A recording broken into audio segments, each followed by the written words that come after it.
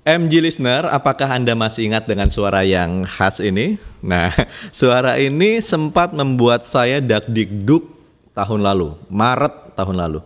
Siapa lagi kalau bukan Pak Ahmad Yuryanto atau biasa kita menyebutnya Pak Yuri. Dan Pak Yuri saat ini sudah terhubung bersama kami MG listener. Dan kita sapa langsung. Assalamualaikum, selamat malam Pak Yuri. Waalaikumsalam warahmatullahi wabarakatuh. Apa kabar Bapak? Selamat malam Mas Kapul, selamat malam. Alhamdulillah sehat. Alhamdulillah sehat selalu. Aduh kangen banget ini sama Bapak. Iya Pak, udah nggak terasa setahun kita Pak. Setahun lebih seminggu tepatnya Bapak menghilang dari layar gitu kan. Dan saya bertanya-tanya kemana Pak Yuri gitu kan. Kemana aja Pak selama setahun ini Pak Yuri? Iya. Setelah tidak menjadi jubir, saya kan masih menjabat sebagai Dirjen P2P di P2P ya? Iya, masih di Kemenkes. Kemudian beberapa saat kemudian mendapatkan tugas baru sebagai staf ahli menteri bidang teknologi ya Pak? Bidang teknologi kesehatan dan globalisasi. Kemudian tanggal 21 Februari kemarin tahun 2021 mendapatkan amanah yang baru dilantik oleh Presiden untuk menjadi Ketua Dewan Pengawas di BPJS Kesehatan sampai sekarang.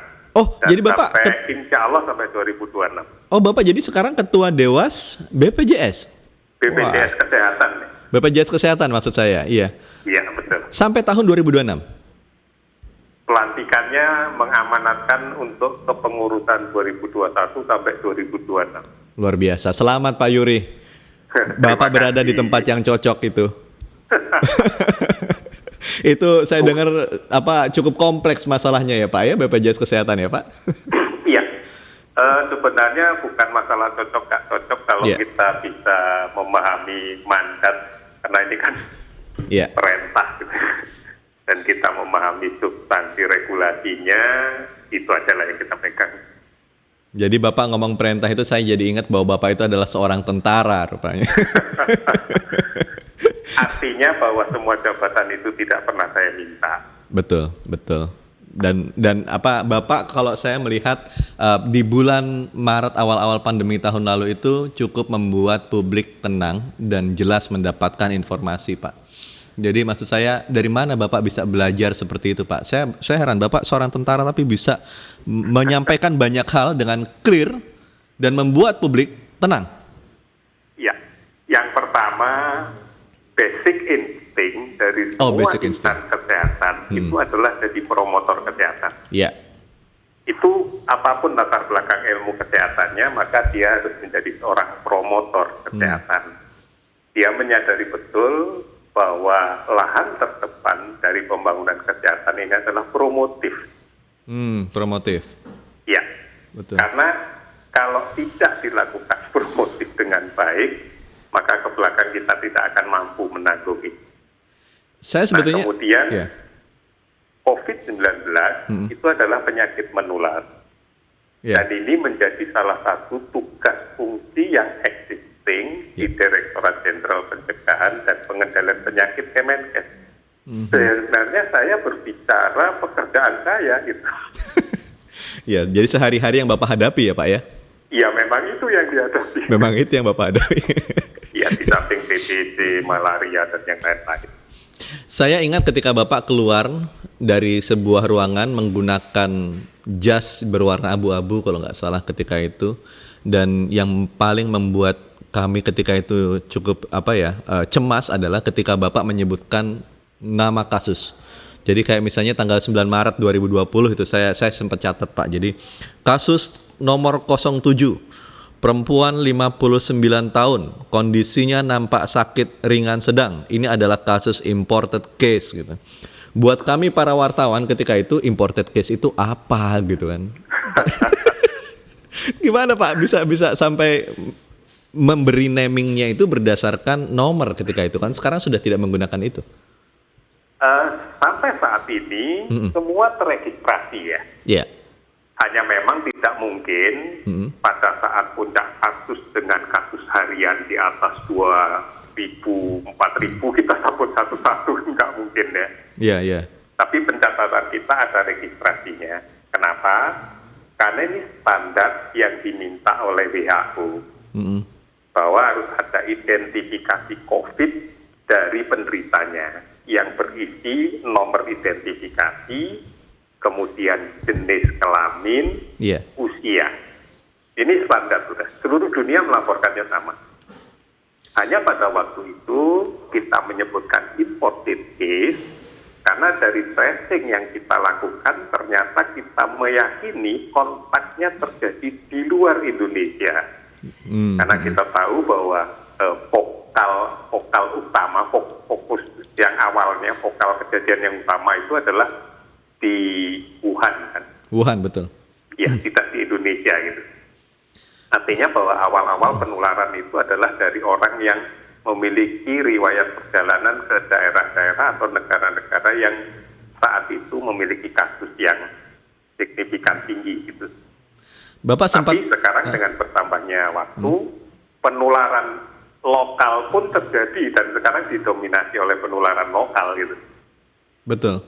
Lebih banyak penularan lokal. Bapak sempat menduga nggak Pak ketika itu bahwa Indonesia akan melebar sedemikian luas gitu kasusnya dan semakin banyak korban berjatuhan? Apakah Bapak ketika itu sempat menduga akan seperti ini kejadiannya?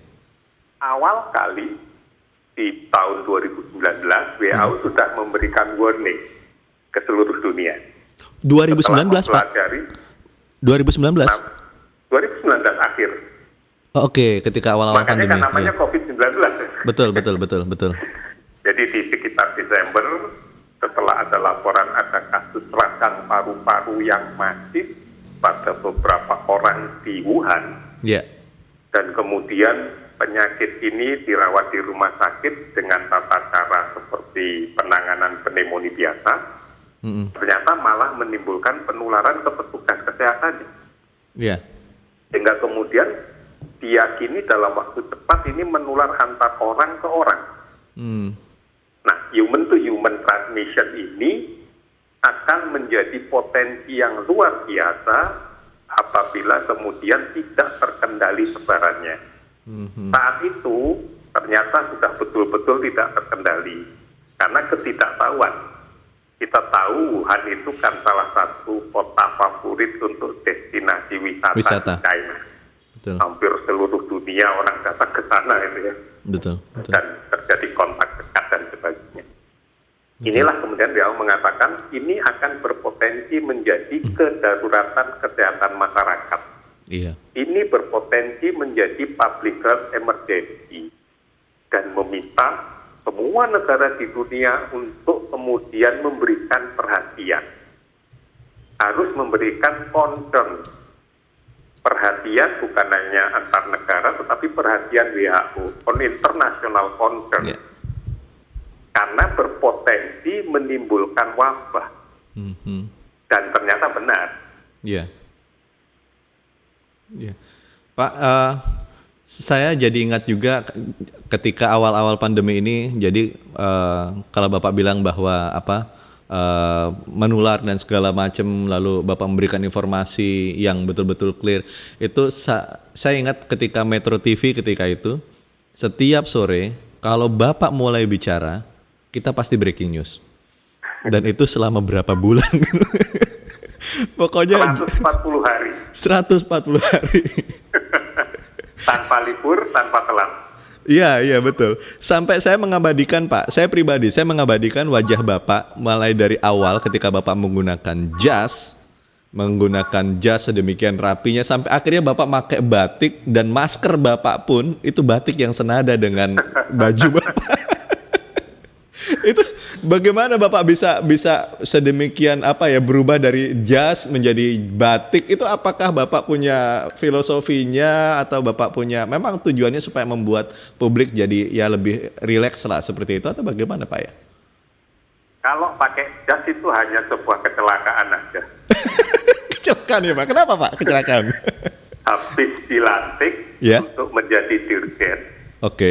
Kemudian saya harus segera briefing dengan beberapa teman di daerah. Waktunya habis, tidak sempat ganti baju. Udah langsung tampil aja, orang nggak penting. penting bajunya, yang penting informasinya kan. Betul. Jadi tancap aja. Kemudian berubah menjadi batik karena kemudian setelah pindah tempat siarannya yang semula di istana dan dipindahkan jadi satu dengan Satgas di BNPB. Saya menyadari betul setelah konsultasi dengan istana tentunya bahwa saya bukan juru bicaranya BNPB. Saya bukan juru bicaranya Satgas, tapi saya juru bicara pemerintah untuk edukasi. Oleh karena itu saya tidak juga menggunakan identitasnya BNPB. Dan ini sudah dipahami oleh mereka. Nah, kemudian saya diberi kebebasan untuk memilih. Ya yang paling gampang pakai batik aja lah, gampang nyarinya kok. Di samping itu kalau masalah masker ya kebetulan di rumah kain perca batik banyak. Nah istri kan semuanya dia jahit sendiri bajunya dan sebagainya. Nah daripada nggak dipakai bikin masker aja lah. Oh ibu yang membuat masker Pak? Iya betul. Wow. Dan saya berpikir kenapa menggunakan batik? Saat itu kan kita menginginkan semua masyarakat pakai masker ya. Tetapi kita tahu bahwa masker medis pada saat itu terbatas, sulit dicari dan langka dan mahal. Betul.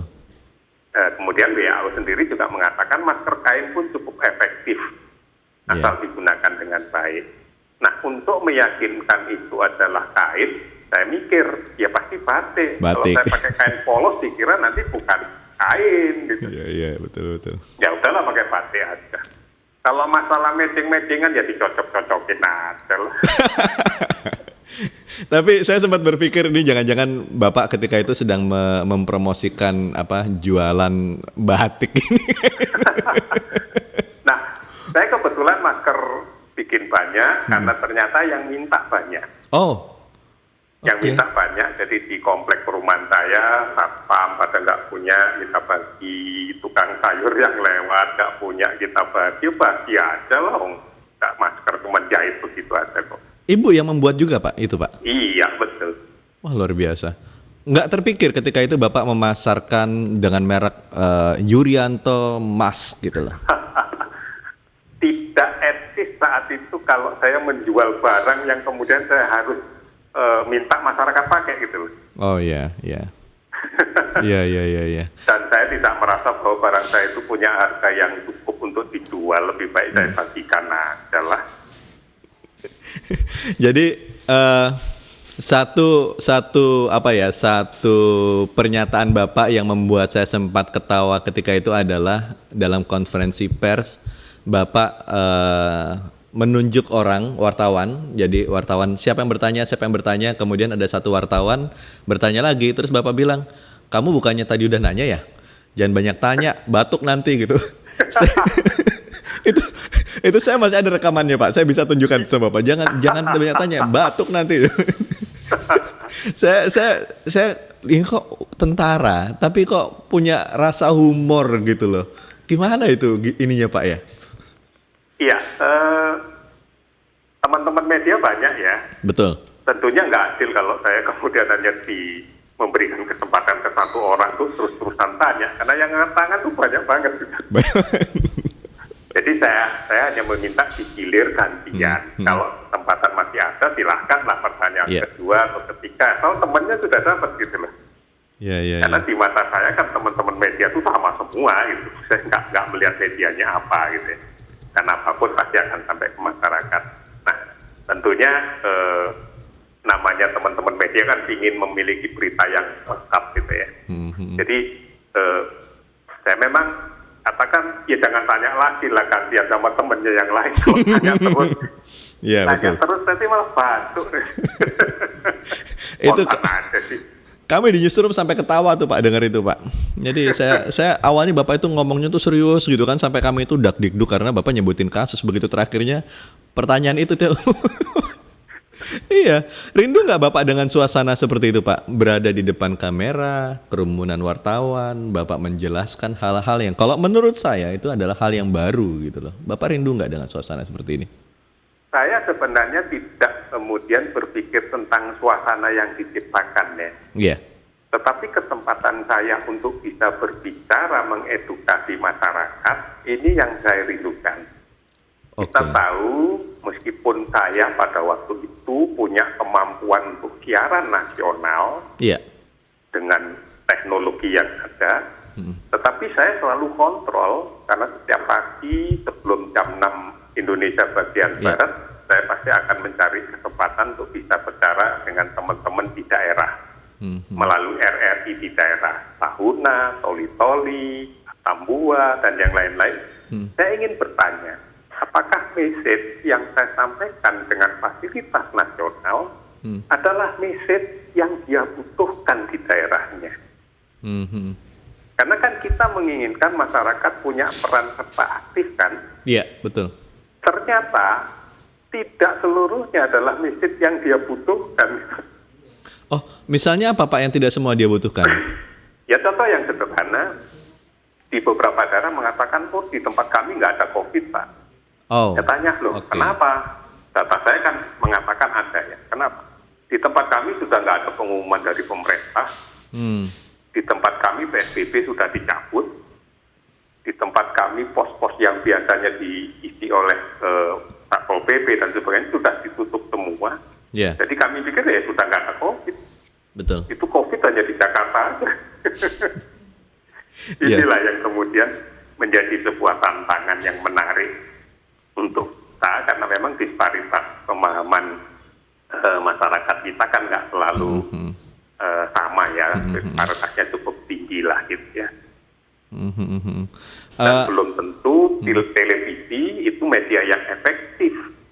Karena tidak semua orang akan duduk diam nonton TV gitu pada jam-jam itu. Ini yang jadi masalah tidak. Jadi ketika itu Bapak tantangannya cukup kompleks untuk meyakinkan masyarakat bahwa barang ini adalah barang yang betul-betul real, bahaya, dan bukan rekayasa, begitu yang saya tangkap Pak ya? Kalau kita lihat benang merahnya sebenarnya dari apa yang menjadi peringatan WHO, kedaruratan kesehatan masyarakat, ini harus kita maknai bahwa penyakit ini adalah penyakit menular yang bisa menular secara langsung human to human. Human to human, betul. Artinya kalau di dalam posisi seperti ini, mestinya yang kita lakukan adalah bagaimana masyarakat bisa kita jadikan subjek sekaligus objek dari protokol kesehatan. Kalau enggak, nanti mereka merasa hanya jadi objek. Sehingga seringkali saya kadang-kadang bertanya, kenapa kamu kok nggak pakai masker? Oh, yang jaga di depan nggak ada kok. Kenapa kamu pakai masker daripada kena denda, Pak? Jadi mereka tidak mengatakan bahwa saya menggunakan masker supaya nggak ketularan penyakit. Artinya, kalau kita tidak menempatkan masyarakat sebagai subjek di dalam upaya pencegahan, yang intinya adalah cari yang sakit dan lakukan isolasi supaya nggak nularin ke orang lain. Isolasi ini bukan berarti dikucilkan ya. Betul. Tidak dikucilkan, tapi dipisahkan dari orang lain agar tidak nular. Kemudian bagaimana yang belum tertular ini kita naikkan kesehatannya, derajat pengetahuannya, kita kurangi kerentanannya sehingga mereka tahu apa yang harus dilakukan agar tidak sakit. Dan kemudian kita bagaimana mengelola kebiasaan sehari-hari, karena penularan ini bisa langsung, bisa tidak langsung karena droplet yang tertinggal di mana-mana, yang kemudian diakhiri dengan cuci tangan dan sebagainya. Ini menjadi kunci. Alhamdulillah bahwa pemahaman itu makin baik, sehingga kita bisa melihat sekarang kasusnya makin terkendali. Makin turun. Nah, kalau kita mengacu pada pengalaman beberapa negara di Eropa, di Amerika yang ledakan lagi gelombang ketiga dan sebagainya, begitu kasus turun, maka dilakukan pengendoran kegiatan untuk bersama, disertai dengan menurunnya protokol kesehatan. Akhirnya muncul lagi. Jadi sudah boleh kemana-mana tapi nggak perlu pakai masker. Nah, kayak gitu kan nggak bisa. Sekarang sih boleh mau kemana aja silakan, tapi pakai masker itu. Intinya di masker ya Pak? Satu, ini infeksi pernapasan. Jadi menularnya dari orang yang sakit melalui pernapasan dia, tentunya melalui droplet. dan masuk ke orang yang sehat, tentunya melalui saluran pernapasan juga. Nah, menggunakan masker pada dua sisi ini sudah sangat-sangat mengurangi faktor resikonya lebih dari 95% lah gitu ya. Ditambah dengan cuci tangan dan apalagi sekarang diperkuat dengan vaksinasi. Artinya ini sebenarnya menjadi fondasi dasar dari piramid pengelolaan COVID ya. Hampir menempati 70% dari ruang piramid ini di dasar. Baru di atasnya nanti berbicara tentang 3T yang puncaknya adalah treatment. Treatment itu puncak. Ibarat sebuah lapangan bola, maka treatment itu gawang. Nah, kalau gawangnya ini taruh di tengah ya sudah diperem, dukir balik lah. Iya betul. Aja, gitu. betul. Dicepol lah, mau kayak apapun cepol. Makanya taruhnya di pinggir kan. Makanya ditaruh di pinggir di belakang. Ujung. betul Bapak. Nah, kalau bayangin kalau kiper taruh di titik tengah gitu, begitu brit langsung gol. Iya. Betul. Ini yang harus kita pahami bahwa piramidnya adalah seperti itu. Pada 70% di bawah itu adalah isinya protokol kesehatan dan vaksinasi. Kemudian 30% semakin mengerucut ke atas, dimulai dari tracing, testing, puncaknya adalah treatment. Betul. Nah, treatment itu pun ada tahapannya. Treatment diawali dengan kasus positif, pasti positif tanpa gejala. Itu treatmentnya hanya satu, isolasi. Pak Yuri, saya mau konfirmasi. Bapak ini bertugas sebagai Ketua Dewan Pengawas BPJS Kesehatan, ditunjuk oleh Presiden demikian. Pertanyaan saya adalah, apakah Bapak saat ini sebetulnya udah pensiun, Pak? Dari PNS, Mas saya? Undang-undang mengatakan bahwa jabatan di BPJS tidak boleh merangkap. Tidak boleh merangkap? Tidak boleh merangkap. Oke. Harus fokus satu di jabatan itu saja. Oleh karena itu, kemudian saya harus mengajukan atau mengundurkan diri dari PNS. Karena ketentuan undang-undang begitu. Sehingga kemudian sejak saya dilantik, saya sudah tidak jadi PNS lagi. Jadi pegawai BPJS. Jadi pegawai BPJS. Oh, itu bukannya apa ya? Bukannya karena tugas dari presiden, jadi Bapak tetap sebagai presiden, sebagai PNS nggak bisa seperti itu rupanya, Pak ya? Nggak bisa. Nanti kan terkait dengan duplikasi penganggaran pembiayaan belanja pegawainya ini, Mas. Oh, oke. Ya kalau saya tetap PNS kan hak saya harus tetap diberi oleh negara gitu. Gajinya double repot nanti. Betul. Repot mempertanggungjawabkan. Bapak lurus banget dalam hal ini. Saya dengar Bapak lurus banget dalam hal ini. Ya tidak lurus sih, hanya ngikuti aturan saja. Itu jalan yang nikmat, jalan lurus yang nikmat. Jalan lurus yang nikmat. Betul. Pak, saya kalau membaca Bapak punya riwayat pendidikan, background karir Bapak itu saya lihat lompat-lompat ya Pak ya. Jadi maksud saya begini, Bapak dimulai dari dokter di Universitas Airlangga, kedokteran Unair. Kemudian Bapak masuklah ke militer. Kemudian di tahun 2016 kalau nggak salah Bapak ditugaskan sebagai Kapus Krisis Kesehatan Kementerian Kesehatan. Betul ya Pak 2014. 2014, oke. Iya. Nah pertanyaan saya adalah, ketika itu Bapak memilih meletakkan karir militer Bapak dan berpindah sebagai PNS atau memang karena ditunjuk Pak? Satu, saya bekerja semampu saya mampu bekerja, kemudian saya berusaha maksimal untuk meningkatkan kualitas kerja saya. Karena saya bersyukur, saya membayangkan waktu itu bekerja untuk 30 tahun. 10 tahun yang pertama saya bersyukur berada di lapangan, saya berada di daerah operasi di Timur itu hampir 7 tahun. Kemudian di Kostrad hampir 10 tahun. Jadi apapun yang bisa saya pelajari. Apapun yang bisa saya raih untuk meningkatkan kapasitas diri, saya ambil. Nggak peduli ilmu apapun, mau ilmu kesehatan, mau ilmu tentara, mau ilmu apa saja, mau kita ambil untuk pengisian. Nah, kemudian di 10 tahun yang kedua, saya sudah mulai merasakan bahwa saya punya passion, menurut persepsi saya sendiri, punya passion pada manajemen pengelolaan kesehatan. Oh, itu alasannya Bapak ngambil Mars ya Pak ya? Ya, sehingga kemudian di 10 tahun yang berikutnya saya mendapatkan kepercayaan dari pimpinan untuk bekerja pada sisi-sisi manajemen itu. Saya pernah jadi kepala kesehatan daerah militer 17 di Ambon, Patimura. Kemudian saya pernah menjadi kepala dinas dukungan kesehatan operasi di Mabes TNI yang harus menyiapkan semua aspek kesehatan pada pasukan yang akan tugas operasi, baik di luar negeri yang tergabung dalam kontingen peacekeeping force-nya UN ataupun yang di dalam negeri.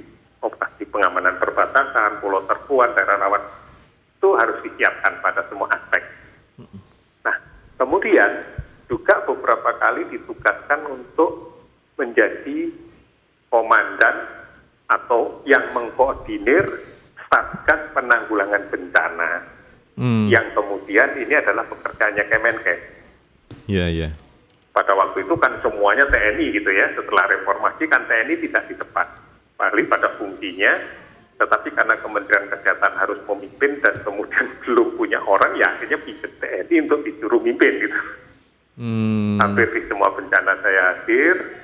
Nah, dari situlah kemudian Kementerian Kesehatan membutuhkan figur saya dan minta ke Panglima. Minta ke Panglima? Iya, Panglima TNI, karena saya ada di Mabes TNI kan. Oke. Pak Muldoko ketika itu ya Pak ya? Pak Muldoko waktu itu. Nah, karena kemudian Pak Muldoko mengizinkan dan memerintahkan, ya sudah jalanin saja. Yang penting saya nggak pernah minta jabatan, saya kerjain apa, saya diperintahin gitu aja. Toh pimpinan kan lebih arif, lebih tahu tentang saya lah. Nggak merasa sayang Pak, nggak merasa eman Pak, karena begini, saya melihat Bapak, mohon maaf Pak, Bapak pangkat terakhirnya itu kolonel, padahal yang namanya angkatan darat itu jenderal untuk dokter militernya itu paling tinggi Pak, jenderal bintang 3. Apakah nggak ada penyesalan Bapak seandainya saya bertahan di militer, pangkat saya bisa bintang 3 begitu Pak? Ya, zaman saya belum ada bintang 3 Mas, zaman saya cuma bintang 1 doang. Oh, bintang 1 zaman Bapak ya? Iyalah, zaman saya KRSAD bintang 1, Direktur Kesehatan bintang 1. Iya. Masih zaman itu. Menjadi bintang 2 kan saya berada di dalam proses penyusunan perubahan aturan itu, saya ada di proses itu, tapi belum pada tahapan implementasi kan. Kemudian yang kedua, apa iya sih yang dicari pangkat? Yang dicari itu kerjaan lah. Yang dicari itu karya ya Pak, dan berbakti. Iya, kerjaan. Pangkat tuh dicari-cari. Anak TK punya pangkat tuh kalau karnaval. Ini layak dikutip kata-kata Bapak ini. Banyak yang bilang saya hanya penikmat hidup Mas. Penikmat hidup. Ya, pangkat menikmati hidup yang bisa karena hidup saya pilihannya cuma 2 ya. Enak dan enak sekali. Enak dan enak sekali. Ya. Enaknya bagaimana? Enak sekalinya gimana Pak? Yang pasti kalau nggak enak ngapain saya pilih, yang menentukan saya kok. Semua ada di tangan Bapak keputusannya ya Pak ya? Nah iyalah, ngapain saya ngambil sesuatu yang nggak enak? Iya. Ketika Bapak, saya agak sedikit ini Pak, pengen nelisik lebih dalam tentang Bapak beralih dari militer menjadi sipil, Bapak mengalami kegagapan nggak Pak? Yang pertama pasti culture kerja ya. Culture kerja? Ya, karena berada pada satu sistem yang culture-nya beda. Kalau di tentara itu kan saya bilang A sebagai pimpinan sampai ke bawah pun bunyinya A gitu. Komando? Iya, jelas. Itu hierarkinya jelas dan itu dilindungi oleh undang-undang. Iya.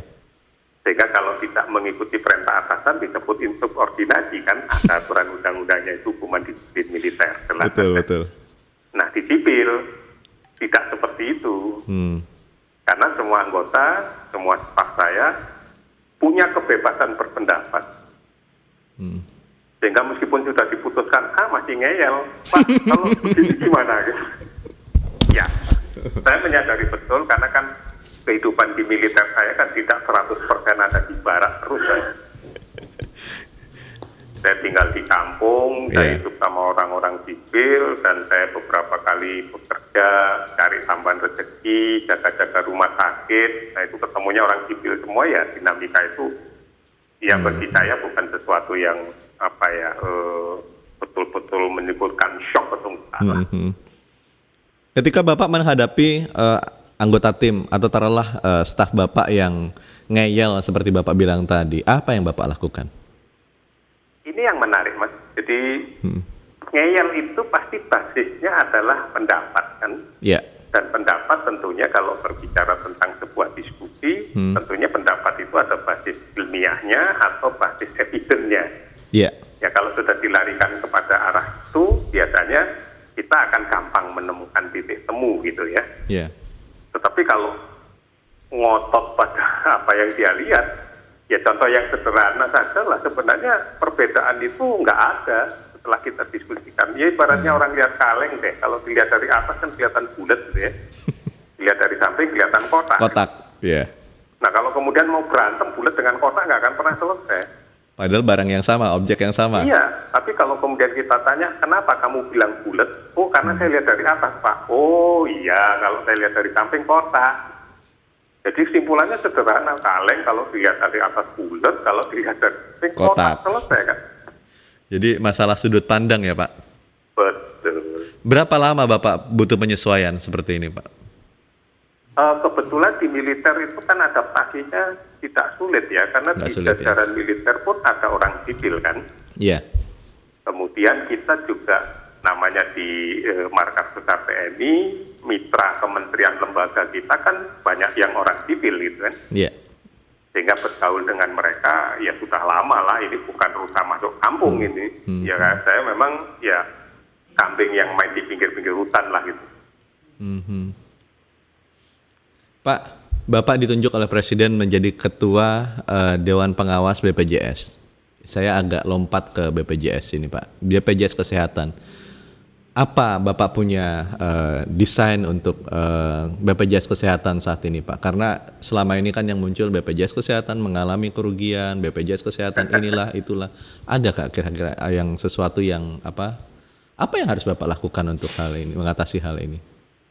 Saya kebetulan tidak asing ya dengan BPJS. Karena di 2013, tepatnya 1 tahun sebelum diberlakukan BPJS di 1 Januari 2014, saya mendapatkan perintah dari kantor untuk mewakili TNI dalam proses transisi dari yang semula dana kesehatan dikelola sendiri, sekarang dimasukkan di BPJS. Disitulah saya kemudian sering rapat, sering ketemu, sering diskusi dengan teman-teman dari Dewan Jaminan Sosial Nasional di DSN. Kemudian waktu itu juga sering ketemu dengan waktu itu masih Menko Esra ya, atau di Esra lah waktu itu. Di situ mulai terpapar, oh namanya BPJS itu seperti ini, undang-undangnya seperti ini dan seterusnya. Nah, hanya ada satu prinsip yang saya pegang, satu bahwa DJSN ini adalah badan hukum milik negara. Iya. Ini bukan perseroan, bukan PT, bukan BUMN, bukan apa-apa. Ini adalah badan hukum milik negara yang kemudian mendapatkan mandat untuk mengelola dana amanah. Mengelola dana amanah. Dana amanah itu kita kelompokkan dalam bentuk dana jaminan sosial nasional, DJS. Dana ini bersumber dari premi, dari uang titipan peserta JKN. Undang-undangnya sudah jelas, haram untuk digunakan untuk kepentingan lain selain penjaminan. Nggak boleh digunakan untuk operasional pun nggak boleh. Nah, sisi operasionalnya kita diberi kewenangan oleh pemerintah untuk mengelola aset.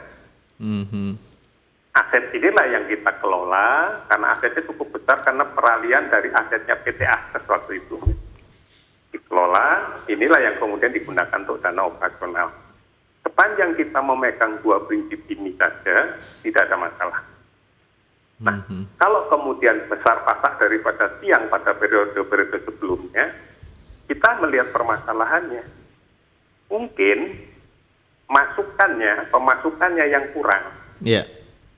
Nah, kita lihat ada sisi peserta yang pasti tepat bayarnya, yaitu peserta yang ditanggung oleh negara, yaitu peserta PBI. Terus kemudian pekerja yang pegawainya negara, kayak PNS, tentara, itu kan jelas dipotong gajinya. Itu pasti tepat bayarnya. Metro TV juga Pak, Media Group itu tepat bayar tuh Pak. Iya. Langsung potong gitu. Tetapi kemudian kemudian ada kelompok yang kemudian peserta mandiri kan. Ya, ini yang agak susah ya Pak ya. Nah, ini yang kepatuhan untuk pembayaran preminya yang menjadi titik perhatian kita. Sehingga kemudian untuk meningkatkan pendapatan, ya maka objek ini yang harus dikerjakan. Objek ini yang harus digarap dengan baik, satu sisi itu. Kemudian pada sisi pembelanjaan. Nah, kalau kita tidak punya standar di dalam kaitan dengan pedoman terapi, ya maka nanti akan beda-beda. Iya. Sama-sama sakit mata, yang matanya merah, sana bayarnya 100.000, sini bayarnya 10.000, ini nggak benar. Oleh karena itu kita kemudian berbicara dengan para kolegium ilmu kedokteran yang spesialis-spesialis itu untuk berbicara tentang standar. Ya, sehingga kemudian kita bisa membuat suatu ukuran yang sama sehingga pembelanjaannya menjadi sama, gitu. Bisa lebih terkendali. Ini yang dimaksud dengan penghapusan kelas dan iuran tunggal ya Pak ya, rencana seperti itu? Itu nanti puncaknya ke sana. Puncaknya ke sana? Ya kan tidak mungkin bayi begitu lahir terus besoknya jadi pembalap motor kayak Rossi ya. Iya pastilah Pak.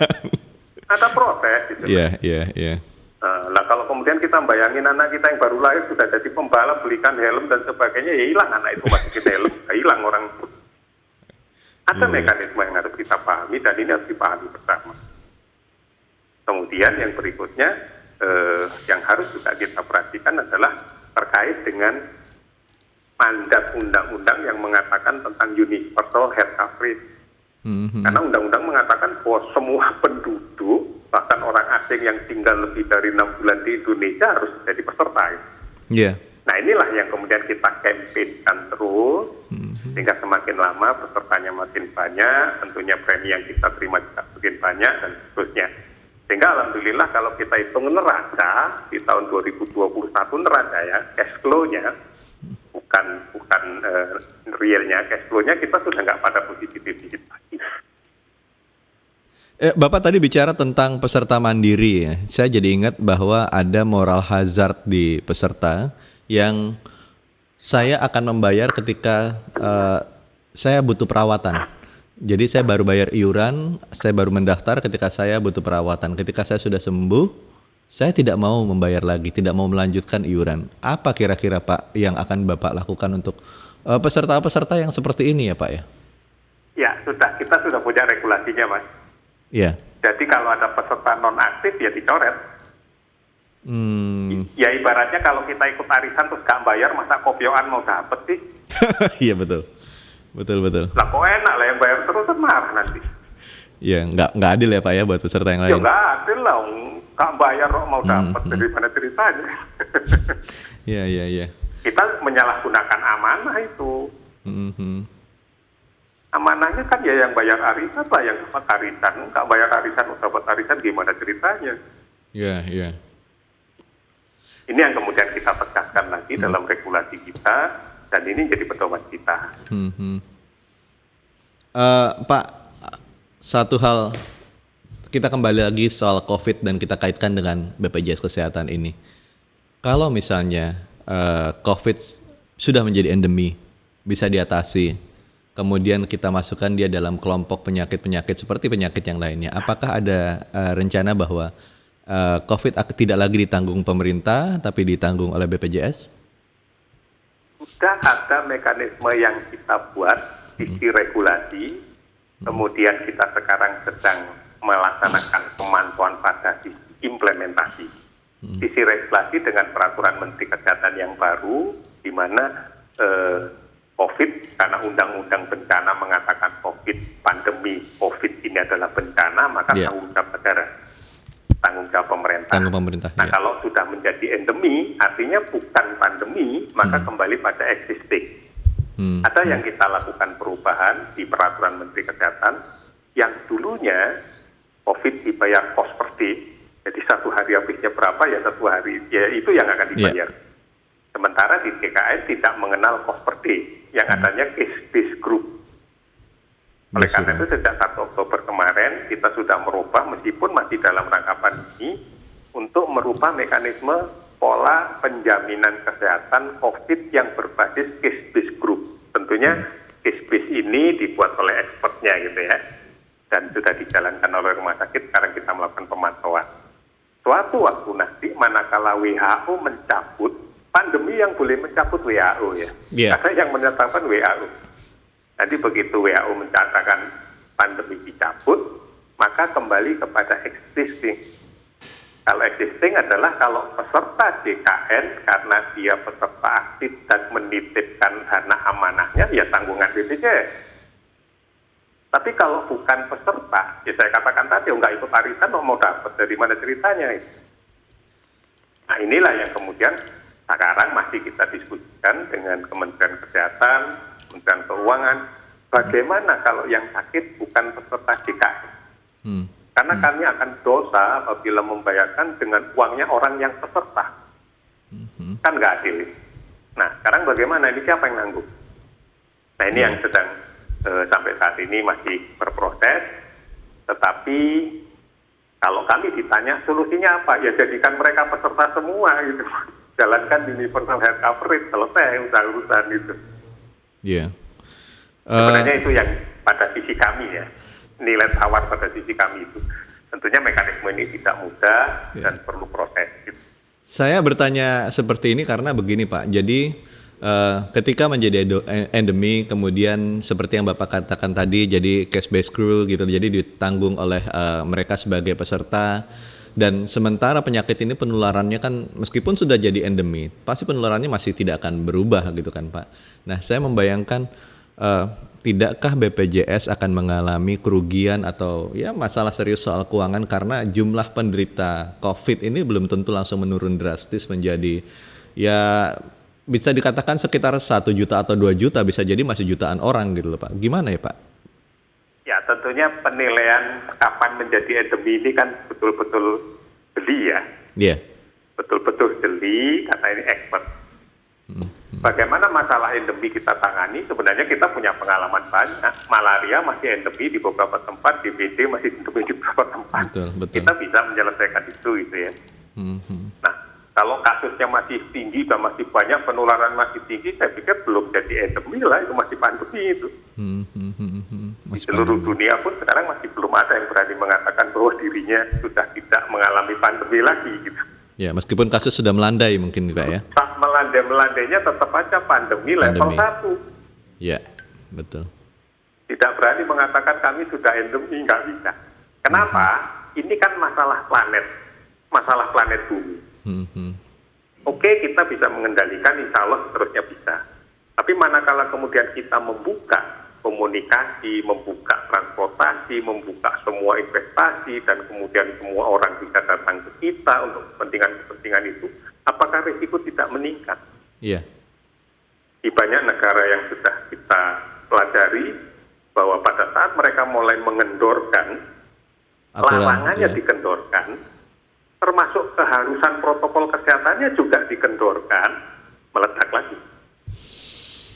Mungkinkah itu terjadi di Indonesia saat ini Pak, yang sedang mengendurkan banyak hal di banyak sektor? Inilah kehati-hatian kita, kendorkan untuk aktivitas, tetapi perketat untuk protokol kesehatan. Yeah. Ini kuncinya.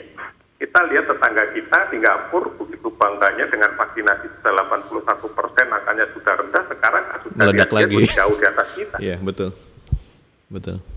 Ya karena kemudian mengendorkan aktivitas disertai dengan mengendorkan protokol kesehatan. Kita kan nggak pernah tahu siapa yang sakit. Akan mudah kalau yang positif hidungnya kebalik, itu gampang nyarinya. Nyatanya kan nggak seperti itu. Bahkan banyak yang tidak bergejala sama sekali, tetapi membawa penyakit. Ini yang jadi problem. Kasus-kasus ini klasik untuk penyakit menular. Ini yang sama dengan kasus TBC. Kita memperhitungkan masih ada 400 ribuan missing case, artinya kita yakini dia positif, tetapi belum terregistrasi, maknanya dia belum diobati, artinya menjadi sumber penularan bagi masyarakat sekitarnya. Kan seperti itu aja. Yeah. Saya bertanya hal yang agak sedikit pribadi Pak. Apakah Bapak atau keluarga pernah terinfeksi COVID-19? Alhamdulillah kita tidak ada satupun yang lulusan Universitas COVID. Apa tipsnya Pak? Selain prokes loh ya, apakah Bapak gizi mengkonsumsi apa gitu? Kami meyakini sakit itu pilihan. Sakit itu karena pilihan. Sehat itu kewajiban. Okay. Kalau saya nggak sehat, maka saya tidak bisa menjalankan kewajiban saya, baik untuk organisasi maupun untuk keluarga, mencari nafkah dan sebagainya. Ini menarik. Sementara sakit itu pilihan. Ini menarik. Kalau nggak mau milih sakit, patuhi protokol kesehatan. Kalau ingin sakit, gampang. Abaikan aja protokol kesehatan, dijamin deh sakit. Apakah dengan cara ini Bapak membatasi ruang gerak anggota keluarga Bapak, misalnya jangan ke pasar, jangan ke supermarket, udah nggak ada lagi yang namanya halal bihalal? Apakah Bapak melakukan itu? Cara-cara perubahan adaptasi kebiasaan baru itu menghilangkan paradigma itu. Oh. Nggak usah supermarket, online aja. Nggak usah ke warung, online aja. Oh gitu. Loh, kenapa tidak? Iya, betul. Nggak usah silaturahmi ya, Zoom saja. Zoom. Kita kan harus berubah. Disrupsi ya Pak ya? Iya, harus berubah. Ingat ini pandemi yang keempat kalau nggak salah. Karena pandemi yang 100 tahun yang lalu itu adalah Spanish flu.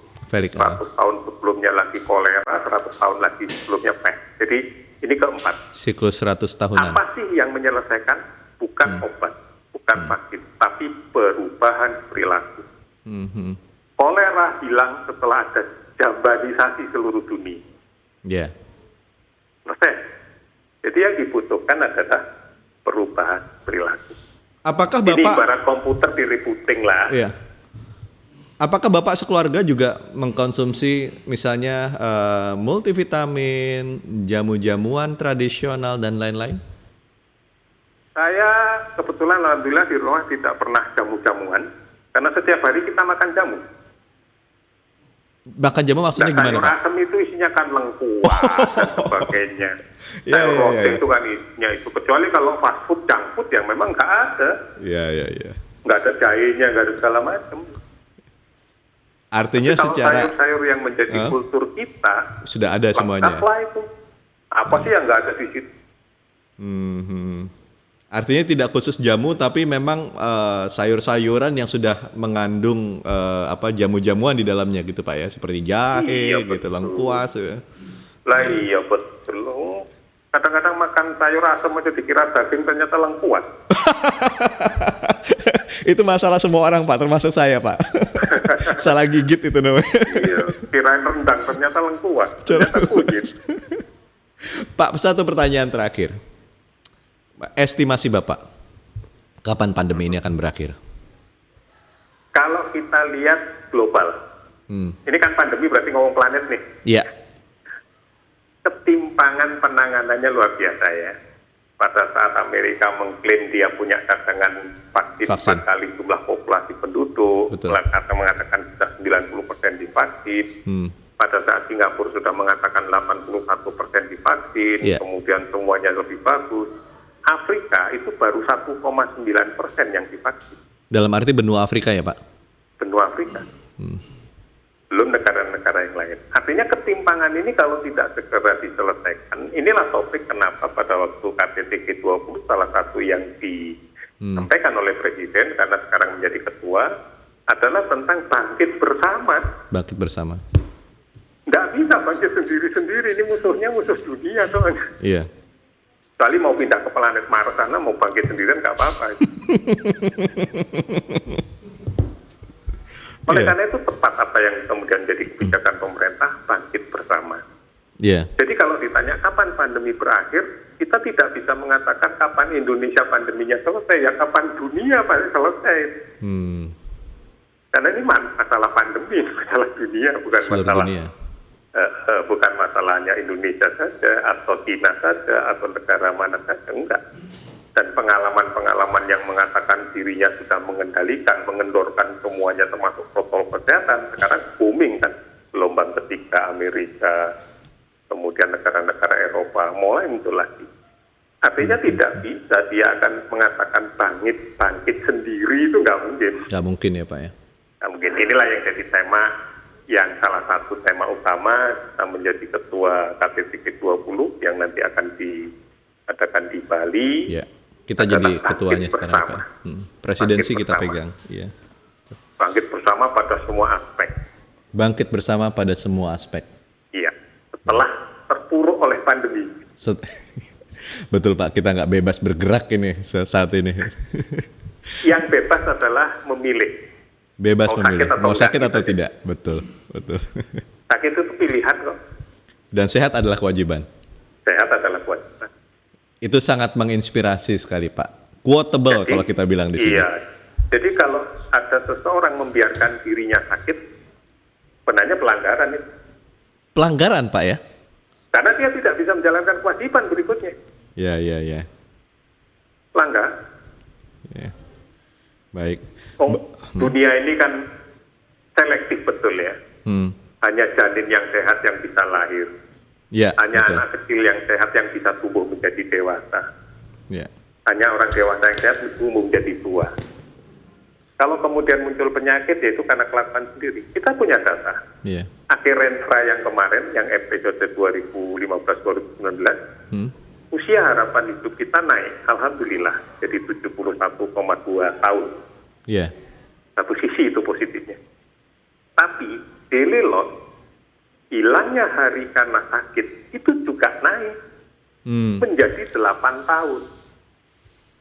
Kalau kemudian kita kasih secara kasar dengan aspek ekonomi, sakit 8 tahun ini butuh biaya dari hasil kerja 10 tahun. 10 tahun, iya. Nah, ini semuanya disebabkan oleh penyakit-penyakit yang dapat dicegah. Iya. Salah satu contohnya, banyak kan kita membiarkan investasi penyakit itu tumbuh di kita. Yaitu membiarkan tumbuh ini berkembang ke depan, ke samping, ke belakang, bukan ke atas. Iya. Penyakit seperti katastropik gitu Pak ya? Penyakit katastropik gitu ya? Menjadi gemuk, menjadi problem untuk semuanya. Sepanjang kita lahir, alhamdulillah lutut nggak pernah diganti. Tapi yang jadi masalah waktu kita lahir, beratnya 4 kilo, 3 kilo, sekarang beratnya 80 kilo, ya lutut itu juga yang nanggung. Iya. Kecuali kalau ada spare part lutut, ya kita gantilah. Cari yang speknya untuk 80 gitu. Nyatanya enggak. Ya. Oleh karena itu sekali lagi, sakit itu pilihan. Dan sehat adalah kewajiban. Kewajiban. Nggak ada sakit yang mendadak. Nggak ada sakit yang nggak mendadak. ada. Orang tensinya 180, pasti sebelumnya 179. Iya. Sebelumnya 178. Tapi karena dia tidak tahu, karena tidak cek, tidak kontrol, tahu-tahu sudah 180. Sama juga nggak ada orang yang tiba-tiba beratnya 90 kilo. Iya. Pasti pernah 89. Iya. Pernah 70. Tapi karena nggak ditimbang, nggak dikontrol. merasa everything is okay, sarung saya masih muat. Lah, kalau ukurannya tak apa, sampai kapanpun ya muat terus. Nimbun penyakit namanya Pak. Investasi saya katakan. Investasi, bukan nimbun, investasi. Investasi yang salah kalau kayak gitu Pak. Iya.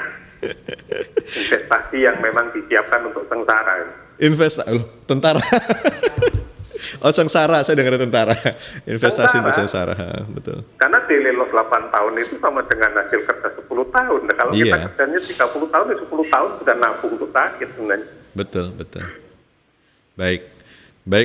Terima kasih Pak Yuri atas kesempatannya, sudah berkenan Bapak memberikan informasi, berbagi pengalaman, dan yang paling pasti Bapak membuat saya mampu menghilangkan rasa rindu saya mendengar suara Bapak, mendengar jokes-jokes Bapak di tengah keseriusan itu loh, buat saya itu luar biasa.